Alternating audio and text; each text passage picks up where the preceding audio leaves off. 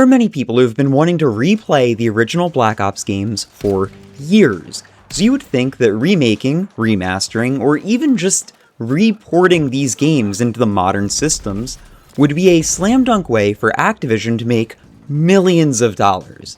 And you'd be correct. If this wasn't handled the single most incompetent way that I think they could have done it.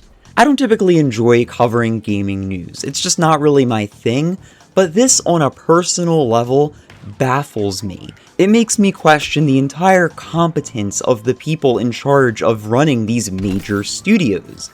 So what am I talking about exactly? Well, a while ago, it was announced that we were going to be getting a remake of Black Ops 1 and 2, which was met with a ton of excitement because for many people, as I said, these were their favorite COD games, bar none. It's the handling of this relaunch where we start having problems. First, and I don't think many people have spoken about this, both of these games released at the same time. Now, for Call of Duty in particular, most of its major functionality is multiplayer-based, which means it needs a healthy community of players in order to actually find matches, play zombies with people online, and really just have a healthy community playing the game and keeping it alive. Launching both at the same time is the first mistake, in my opinion, because you've instantly fragmented the player base. I would have disagreed with a double launch, even if this was being sold as a bundle, which surely it is, right? There's no way that they'd remake both games, launch them at the same time, and make it separate purchases, right? Well, that's where we get into a much more common complaint. Both of these games, which had zero effort put into modernization or touching them up, are going for $40 still. And that's not all. If you want the DLC of these games, meaning all of the maps that have already been released, it's another $30. Oh, it's making me laugh. Meaning that these companies are charging you $70 per game to have a complete experience. And they're dividing the player base even more, because people who don't have the DLC obviously can't join into a lot of matches with people who do have the DLC. Because in the original Call of Duties, DLC wasn't guns or new characters, it was map packs. So effectively, they've divided their player base up 4 different ways, when this was already initially a remaster. A remaster isn't even the right word, it is just a port. They didn't change anything. In fact, they removed some things, like you can't check the player counts anymore for different playlists. But it doesn't just end here, and this is the part that made me decide, alright, fuck it, I'm gonna make a video on this. When I say they didn't change anything, I mean they didn't change anything.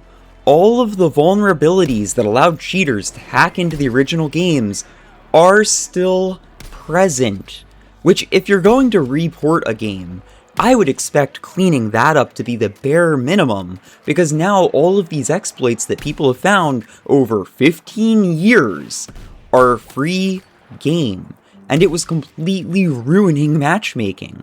So much so that recently, they actually took a lot of playlists down and are addressing it. But like, this is a level of laziness that I just can't understand anyone getting away with. And beyond that, like, this has to be such bad optics. It makes me want to know what the pitch meeting for these games were like. Like, I'm picturing an executive walking in and being like, people want Black Ops back. And the developer going, awesome, should we bundle them? No. DLC included? No. Dedicated servers? No. Crossplay? No. 120 FPS? No. FOV sliders? No. Improve the graphics? Of course not. Fix the hackers? No. Can we at least keep in the quality of life stuff that was there, like player counts? No. And the question that I really want to pose is, why? Why are they separate? Why isn't the DLC included? Why is this not a collection? Like, why didn't they do the bare minimum to clean up the bugs in a 15-year-old game? Why are these both launching simultaneously? It would have been really cool if this was part of a project to preserve these older games, where they lightly modernized it, didn't even have to be anything crazy, but like, at the very least got rid of the major game-breaking bugs and preserved the game as it was, and they did this every year. So like we started with Black Ops 1, and then we got Black Ops 2, and then we kept having these preservation efforts made until we were caught up to the modern era. So like any game that had already initially released on PS5 wouldn't get the touch-up. This would have given each game its own time to stay alive, it would have kept the player base more consolidated, and overall I think it would have been a better long-term strategy because people do want to play these games again. I would want to play these games again. The one thing I can give it is, at the moment, as of now, matchmaking is still fine on both games, although 2 can be slightly hard to get a match of sometimes. But long term, especially if they release another COD game, I'm really wondering what the longevity of these games is even going to be. And that's assuming that they fix all of these issues with hackers and cheaters and everything else. It feels like a cash grab. Plain and simple. They took a beloved franchise and they re-released it, but put zero effort into trying to make sure that it would even be a good release. It's lazy, it's frustrating. I think it's fair to say that I expect major companies to be better than this, and it's so disappointing when they aren't.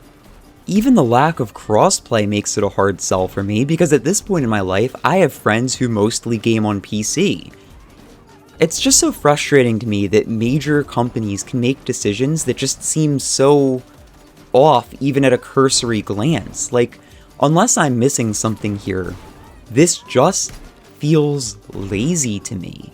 And I don't want to support and buy something that I don't think people actually put effort into. I don't know, let me know what you guys think, because I'm really frustrated with this trend in the gaming industry lately of remasters getting less and less about improving the game, and more about trying to be a quick cash grab.